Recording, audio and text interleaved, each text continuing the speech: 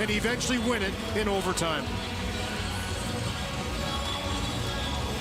Heartbreaking loss for the Avalanche, and a Dallas team that was beaten in overtime last year in Game 7 in Round 2 has got over a huge hump here and claims a spot in the Western Conference Final.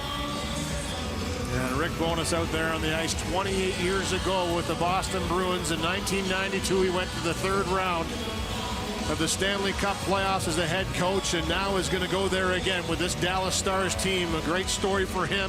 The longtime coach is pretty animated and happy now. Some stressful situations throughout these playoffs and this series, but his team comes up big in this one in overtime.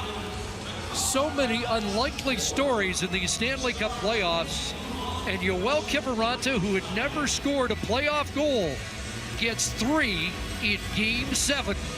And Nathan MacKinnon held off the score sheet for the first time in the entire Stanley Cup playoffs. He is headed home with the Avalanche. I'll tell you, a lot of respect shown in this handshake right now as Klingberg and Makar right there, two excellent defensemen going head-to-head this whole series. But this is what the battle comes down to, and afterwards you look across and say, you know what, you gave it your all, we were matching that, and what a series this was between these two teams. Looked like the Avalanche were going to advance when they took the lead with 3 minutes and 40 seconds to go, but Dallas had a reply 10 seconds later. In what will be a memorable Game 7.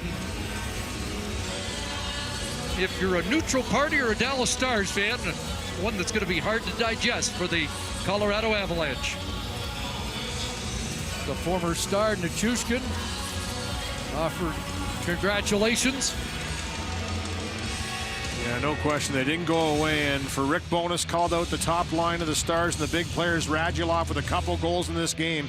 Power play goes to work, 2 for 2 in this hockey game. The Dallas Stars, but there's your hero right there, Kiviranta. Yoel Kiviranta with 3 goals in this one in a Game 7.